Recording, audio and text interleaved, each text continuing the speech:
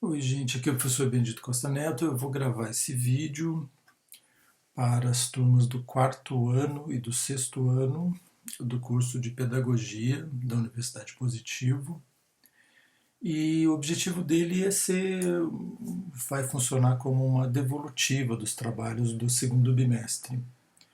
Eu tinha sugerido a vocês que vocês pensassem num pequeno jornal, num jornalzinho, que vocês escolhessem a idade do ano, a idade das crianças ou o ano com o qual vocês iriam trabalhar, mas desde que houvesse ali o que a gente viu em sala de aula, que eram as avaliações linguísticas.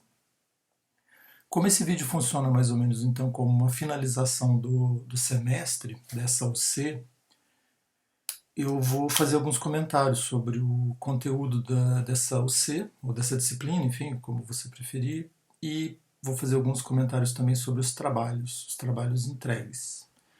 Então vamos lá, vamos por partes. Né? Primeiro, valeria lembrar que essa UC, ou essa disciplina, ou esse conteúdo, ele é teoria do ensino de língua portuguesa. Né? Então, primeiro, a gente está trabalhando com língua portuguesa como língua materna. Nós não estamos trabalhando língua portuguesa como língua estrangeira,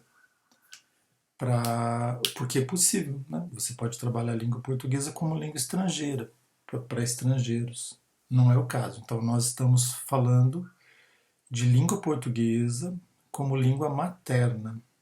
Ou seja, nós estamos lidando com crianças, brasileiras ou não, a maioria de crianças brasileiras, que entram na escola, essa maioria entra na escola já falando a língua portuguesa, e que ao entrar na escola ela vai ter acesso, essa criança, a uma outra modalidade da língua, dentro do grande universo da língua. A criança na escola vai ter acesso a letramento, alfabetização, ensino de gramática, ensino de norma, ela vai ter contato com a norma culta, norma padrão. Então, todas essas, todas essas expressões devem ser conhecidas por você, aluno de pedagogia. Então, desde o começo do semestre, eu gravei vários vídeos, eu trouxe isso para a sala de aula, falando da importância desse conhecimento, de que nós estamos lidando com língua materna, com língua portuguesa, não para estrangeiros, e nós estamos lidando com o ensino de língua portuguesa na escola. Então, para eu lidar com isso, eu vou ter que saber a diferença entre língua materna e que língua que não é materna, língua estrangeira. Vou ter que saber a diferença entre língua natural e língua não natural.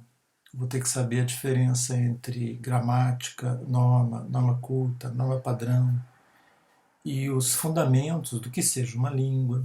Isso é importante o pedagogo saber, até porque ele pode orientar melhor outros professores, não só de língua portuguesa, assim como ele pode orientar outros professores de matemática ou de ciências a lidar com essa realidade da língua. Por exemplo, na fabricação, na formação, na formulação de enunciados, ou no diálogo entre uma disciplina e outra. Essa é uma questão.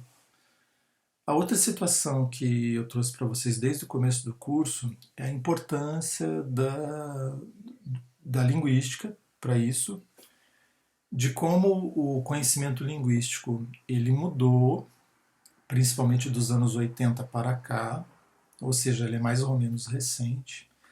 E dos anos 80 para cá houve uma grande mudança mesmo, bastante radical, no modo como nós pensamos a língua e no modo como nós ensinamos a língua na escola.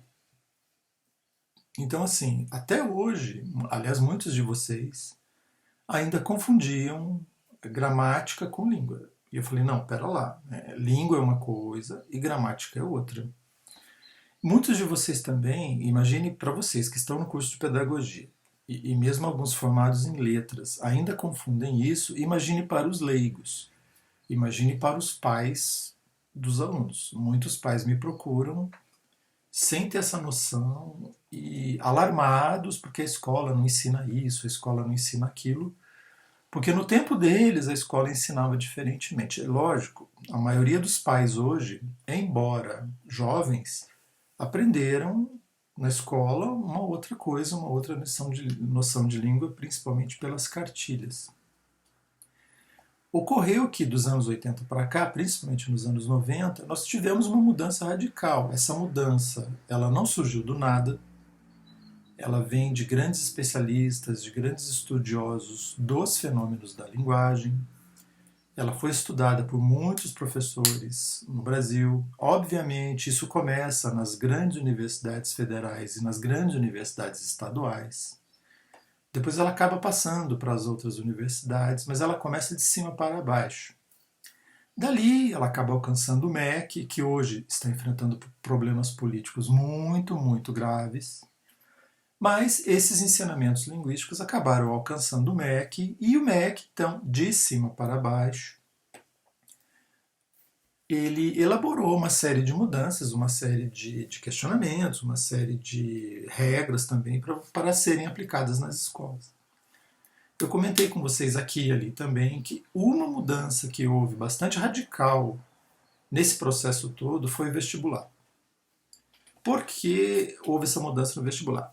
Os linguistas pensaram o seguinte: bom, aquela forma padrão, antiga, de fazer redação que a gente ensinava nas escolas e pedia no vestibular, não funciona mais. Então nós vamos pensar em exercícios, em questões, em produções de texto que são diferentes daquela redação tradicional e vamos colocar no vestibular. E por que foi pensado isso? Para que o vestibular empurrasse para baixo as mudanças que seriam necessárias primeiro no antigo segundo grau e depois no antigo primário, no antigo ginasial, no antigo primário. Então, mais ou menos isso que aconteceu. É impossível a gente pensar hoje no ensino de língua materna sem pensar na produção de texto, que não era aquela produção de texto antiga, de fazer historinhas, ou de fazer narração, de fazer descrição primeiro, depois fazer narração, e depois chegar ao texto que se pensava mais complexo, que seria, não é mentira, mas também não é muito verdade, que era o texto dissertativo. Que daí a criança não seria mais criança, já seria adolescente, já seria jovem, estaria apta a escrever um texto dissertativo para escrever no vestibular. Não se pensa mais assim. Hoje se pensa que desde o começo a criança deve ser instada, eu vou lá e digo para a criança: olha, faça isso. Ela deve ser instada a escrever diferentes gêneros textuais. Então hoje nós lidamos com essa noção de gêneros textuais. Nós lidamos com a noção de que o texto não é apenas o texto escrito, ele também é o texto visual, é o desenho, é a charge, a tira, é a ilustração. E nós temos um nome para isso. Nós lidamos na escola com textos chamados multimodais, que não são apenas escritos, mas que são textos que misturam as coisas. Misturam textos escritos e textos não escritos. E é isso que é importante que o pedagogo e o professor, formado em letras, que vai trabalhar com português na escola, saibam. Então, eu falei disso tudo desde o começo do ano.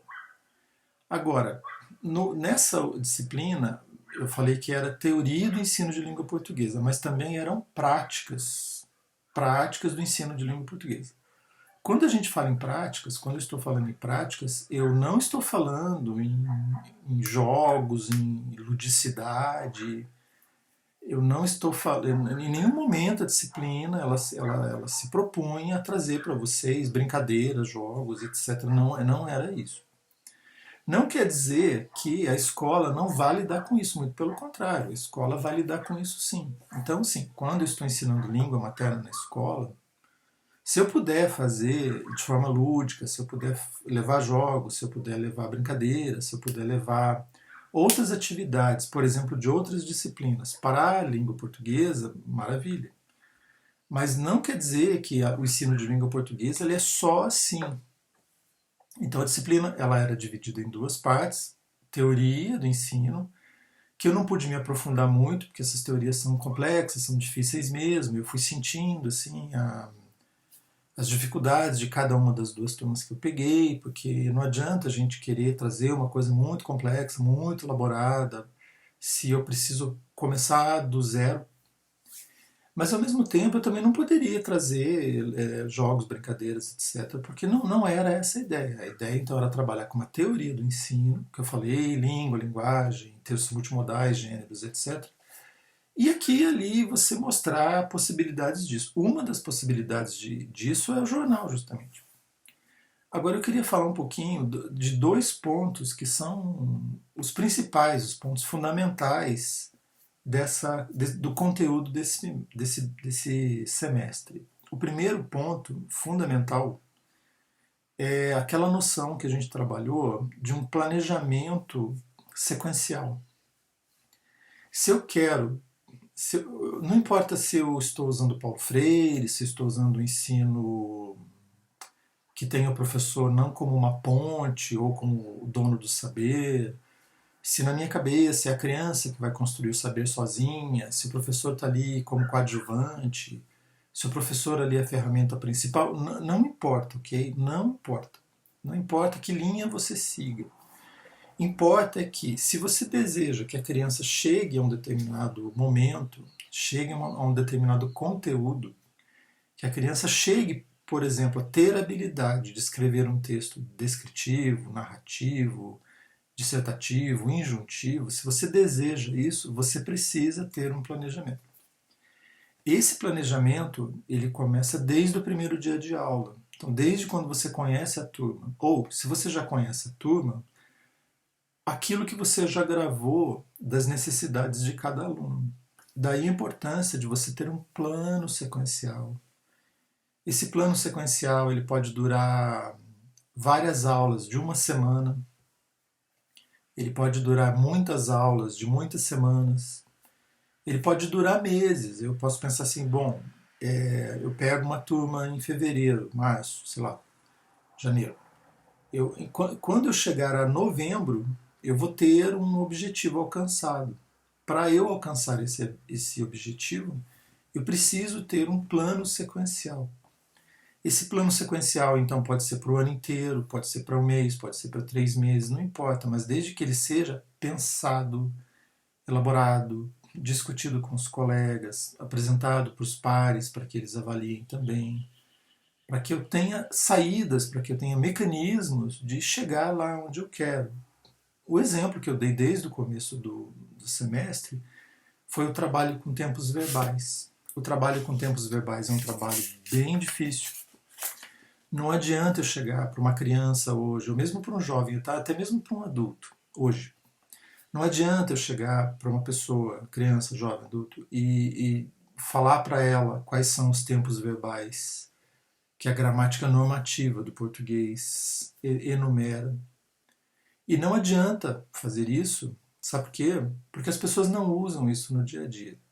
Então não adianta chegar para as pessoas falar do futuro, do indicativo. Eu farei, ele fará, eu saberei, ela saberá, porque as pessoas não estão usando mais isso. As pessoas estão usando o verbo auxiliar, que é ou o verbo vir ou o verbo ir. Eu vou fazer ou eu irei fazer. Porque elas acham bonito, elas acham bacana, elas vão escrever isso.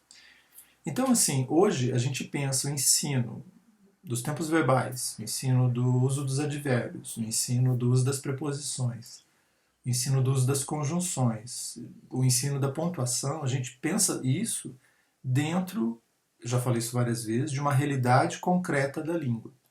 Se não há essa realidade concreta da língua, fica complicado eu trabalhar com uma noção de língua e eu trabalhar com uma escrita, trabalhar com uma produção de texto, seja lá o que for. Daí a importância de você, pedagogo, ou de você, professor de letras, ou de você, professor que estudou tanto letras quanto pedagogia, de ter esse conhecimento, de ter essa clareza, porque senão eu não vou chegar em lugar nenhum. Eu vou fazer as coisas mecanicamente, ou eu vou seguir um material dado pelas escolas sem pensar nele, sem adaptá-lo para a minha realidade e a realidade da criança. Falei muito disso para vocês, que a realidade do professor, a realidade concreta do professor vai depender muito da qualidade que a escola oferece.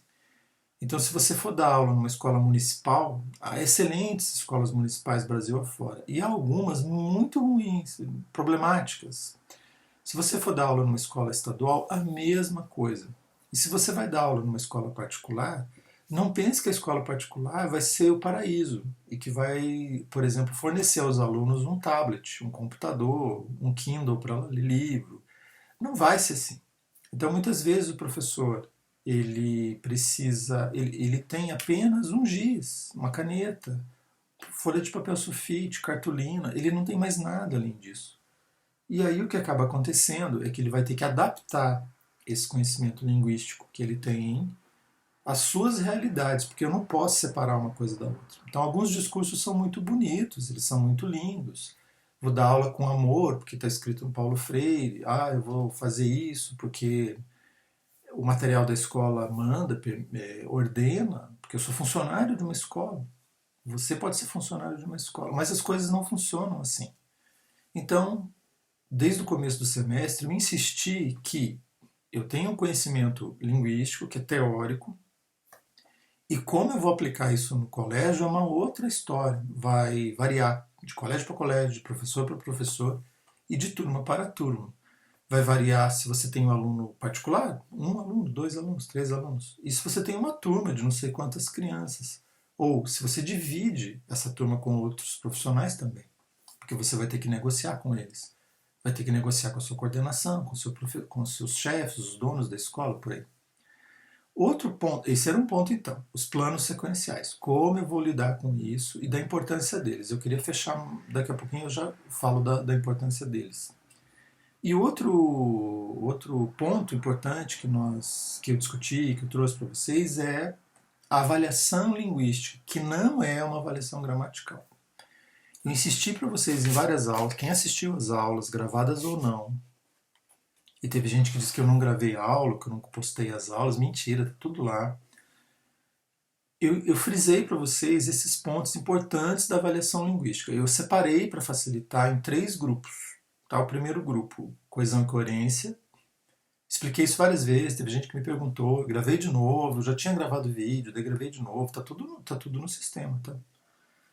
Progressão e continuidade, eu expliquei o que é, o texto andar para frente, o texto andar para trás. E a articulação e a não contradição, que são peças fundamentais para você ensinar língua materna na escola. Há vários autores que lidam com isso, desde a Maria da Graça da Costa Val, que eu trouxe aqui, que eu utilizo muito, indo para outros professores linguistas que lidam com alfabetização ou letramento, ou as duas coisas, ou que lidam com ensino gramatical. E cada vez mais no mercado surgem obras importantes que tratam disso. Então, agora há pouco, o professor Faraco e o professor Francisco Eduardo, lá da Universidade Federal da Paraíba, eles estão escrevendo, inclusive, uma obra uma obra, né, são vários volumes que lidam só com pontuação, de acordo com esses critérios, de acordo com essa nova visão da língua. Daí a importância de a gente também investir nisso, ficar sempre atento, ler esses autores, porque isso é importante, tá? Isso é extremamente importante. Então, se o professor ele não lê, ele está fora do mercado. Se ele não se prepara, ele está fora do mercado. Se ele não acompanha o andamento das questões linguísticas, ele também vai ficar no passado. Então, ele que vai ensinar gramática de uma vez. E tem isso também, hein? Alguns colégios são tradicionais, colégio militar ou outros colégios que são tradicionais, enfim, e eles têm uma maneira diferente de pensar o ensino de língua, que é mais gramatical. E aí, se vire, né? Você vai ter que lidar com isso também, de acordo com a sua visão de mundo, sua vontade de trabalhar, aquilo que você pensa da sua vida, tá? Então, esses são os 2 pontos principais desse semestre. Os projetos continuados e a avaliação linguística. O trabalho que eu sugeri a vocês era pensar no jornal, pensar no jornalzinho. Como que você, professor, pensaria num jornalzinho? Olha, nós estamos lidando com adultos, né? Eu sou adulto, vocês também. Não teria sentido eu pedir para vocês fazerem jornalzinho, porque vocês não têm 5 anos, nem 7, nem 8, nem 10, nem 14. Então, a proposta que eu expliquei na aula, eu escrevi, coloquei lá no sistema, coloquei no Blackboard, que é pensar como que vocês fariam um jornalzinho. Então, alguns grupos entregaram o jornalzinho. Não, não é entregar o jornalzinho, é entregar algo que mostre para mim que vocês pensaram, né, num plano sequencial, que a gente já tinha discutido. Não era obrigado a fazer isso, mas quem fez, alguns grupos fizeram, então isso ficou muito bom. E pensar também no conhecimento linguístico. Então, alguns grupos também elaboraram isso. Era esse o objetivo. Obviamente, alguns trabalhos estão muito legais, outros trabalhos não estão tão legais assim, mas parabenizo todos os trabalhos entregues foram aceitos, aceitei todos os trabalhos, vocês sabem que essa disciplina é feita por conceitos, todo mundo passou, não vou pedir não vou pedir para ninguém refazer o trabalho, etc. E a gente se encontra por aí, a gente se encontra no curso ou em outras situações, quem precisar de alguma atenção, ou tiver ainda alguma dúvida, é só me procurar, vocês têm o meu contato. Para fechar, eu queria. Teve um outro grupo que reclamou que tinha que fazer isso, porque logo no fim do semestre, né, tinha que fazer um trabalho assim. É isso, né, gente? Nós estamos numa faculdade. A gente vai ter que fazer trabalhos mesmo. Mas eu queria frisar para vocês a importância. Tá, mesmo que eu saiba que você sabe, mesmo que você saiba, mesmo que eu saiba também, eu queria frisar a importância de você deixar algo escrito, a importância de você deixar algo anotado em algum lugar. Muitas de vocês reclamaram, por exemplo, que não tinha material no Black, etc. Olha só a importância de ter o material no Black, né? De ter o material anotado, de ter as aulas gravadas. Uma ou outra aula não gravou por causa do sistema e não foi culpa minha. Para tentar minimizar isso, eu gravei vídeos, coloquei links, né, no meu canal do YouTube e coloquei links lá no Black. Houve falhas, é lógico, tá? O curso não é perfeito, nós estamos tendo aulas remotas, não são aulas feitas EAD, porque são coisas diferentes, ok? A aula EAD é pensada para ser em EAD. E a aula remota é uma outra coisa, é um resultado, inclusive, aí da pandemia. Mas eu queria deixar frisado isso, falar da importância de você ter escrito isso, de você ter anotado isso. Vamos supor, você trabalha num colégio, ok? E você tem um plano de ensino, você tem um plano sequencial, você pensou nisso para um bimestre, um trimestre, um semestre, o ano inteiro. Vamos supor que você fique doente e que você precise ser substituída, como já aconteceu comigo. Aquilo está gravado, está escrito, então o professor que vai substituir você vai saber da continuidade no que você fez. Vamos supor que você saia da escola, por um motivo ou outro, que já aconteceu comigo. Eu tive que sair de uma universidade no meio do semestre.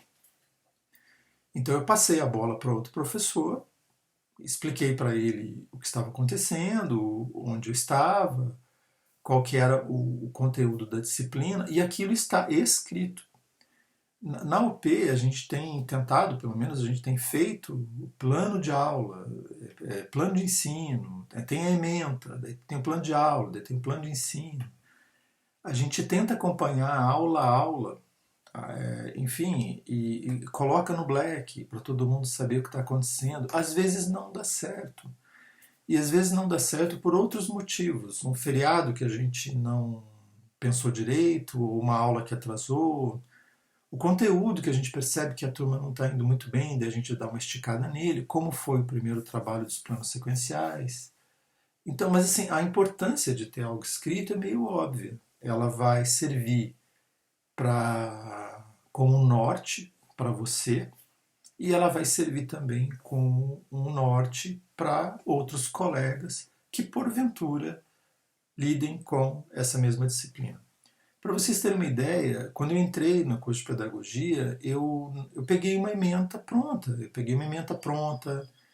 Não, porque eu tinha acabado de entrar no curso, não lidei com o conteúdo. Né? Mesmo o plano de aula, eu conversei com a professora Marília, ela me apresentou, e ela já tinha um plano assim, extremamente bem elaborado, que eu adorei, que eu tentei usar com vocês, para que as minhas turmas e as turmas dela estivessem sincronizadas. Um deslize aqui, um deslize ali, fato, assumo isso, mas por problemas técnicos ou porque eu não conhecia direito o sistema, ainda não conheço, porque eu entrei agora e peguei o sistema novo da UP, porque eu fiquei 6 meses, um ano sem aula, sem turmas. E é isso, é a vida. A gente também tem que saber lidar com essas situações, tá bem? Então, parabéns a todos pela entrega dos trabalhos. Espero que vocês sejam felizes, tenham um bom fim de ano. E a gente se vê por aí, ou no mercado de trabalho, ou na própria UP, ou em outra disciplina. Desejo um bom fim de ano a todos. Fiquem bem. Grande abraço.